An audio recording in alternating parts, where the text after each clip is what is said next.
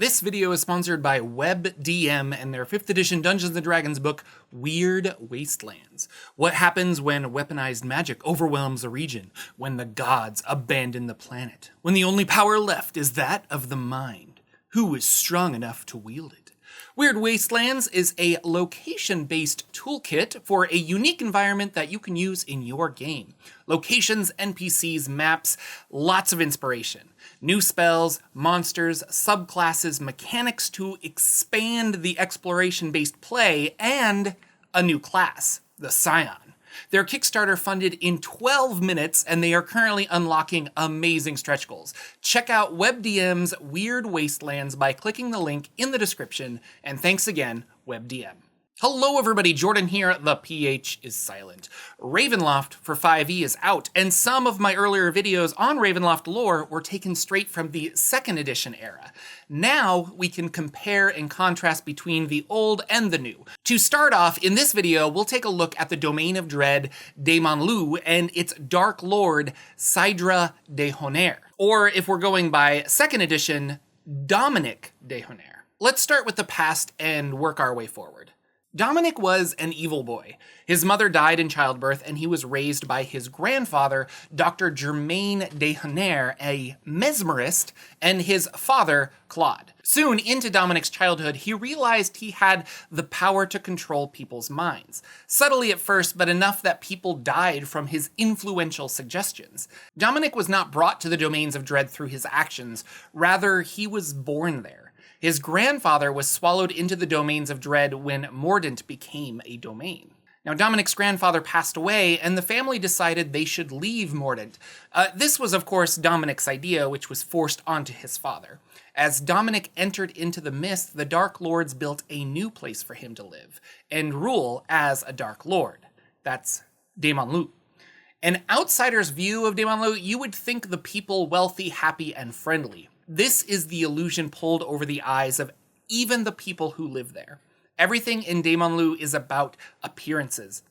Who has the best garments, who can host the most wonderful parties, who can throw money away without the blink of an eye. In actuality, the poor are treated as slaves to the middle class.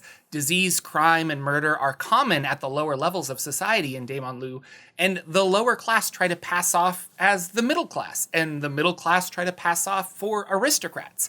A lavish party thrown by your neighbor? Well, they were most likely digging in the garbage the night before, grinding up leftovers into some pâté they hope to pass off as being rare and expensive. The people here consider themselves and their society to be highly civilized. This isn't a hack and slash Domain of Dread. The puzzle would be on how to leave, and possibly uncovering who exactly is the Dark Lord.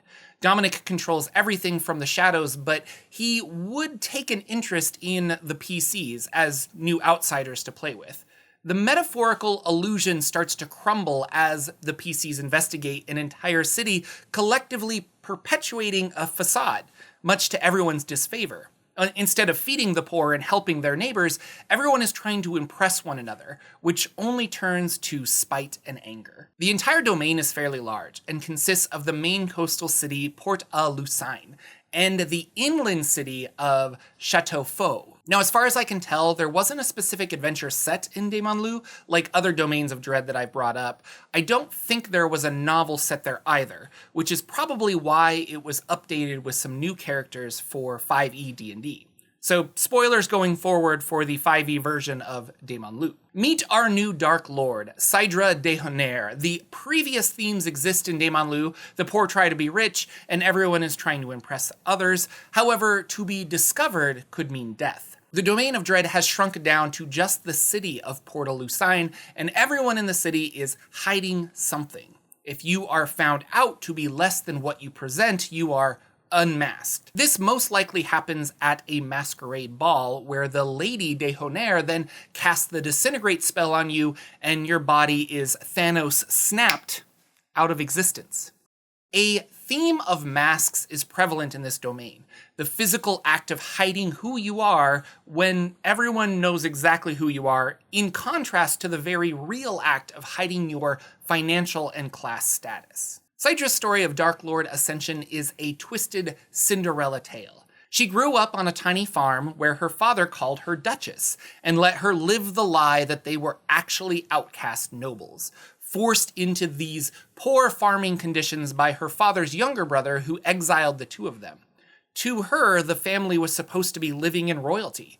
Sydra's stepmother and two stepsisters treated her terribly and teased her about this belief that she was a duchess. When the actual duke died, Sydra was ecstatic and ran to her father. Perhaps now they could move back in and he can reclaim the family title. Her father ended up telling the sad truth. He was nothing more than a servant in the duke's household and ran away when he was caught stealing silverware from the kitchen. Refusing to accept reality, she fled and found a kindly grandmother figure who granted her wish. She would become a duchess. A beautiful gown with fine jewels appeared on her, and a conjured carriage took her to a masquerade ball that was there to celebrate the coronation of the new duke. The magical glamour met all of her needs, and she was the hit of the ball. As the clock struck midnight, though, a plague swept over everyone at the ball.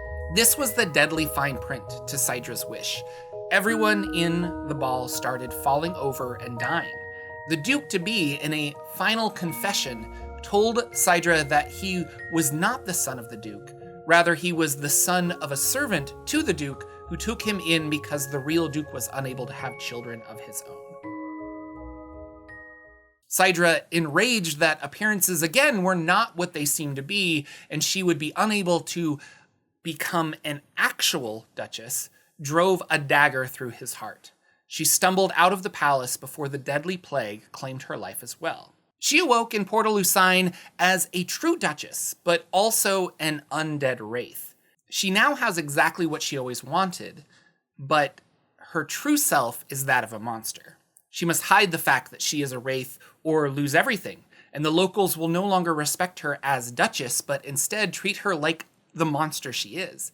She dresses as a living woman and hosts masquerade balls, but she is far from normal, and her worst fear is being discovered. Masks play an important part in Dementlieu and add some fun flavor to the game, with Sydra being the one person the PCs must physically unmask for the people to see her as the undead creature that she is. Which version of this domain do you prefer? With Van Richten's Guide to Ravenloft, there are plenty of adventure hooks to keep your players entertained while they explore the city, and I think this is one of the better domains of Dread because with little modification, you could place this entire city into a custom campaign world. Dementlieu, or rather Portalucine, could be a normal city ruled by a wraith duchess that cares little for the well-being of her people. Thank you, WebDM, for sponsoring this video. Please check out their Kickstarter, Worlds of WebDM, Weird Wastelands. And if you haven't heard of WebDM, then holy cow, you've got a lot of YouTube videos to catch up on.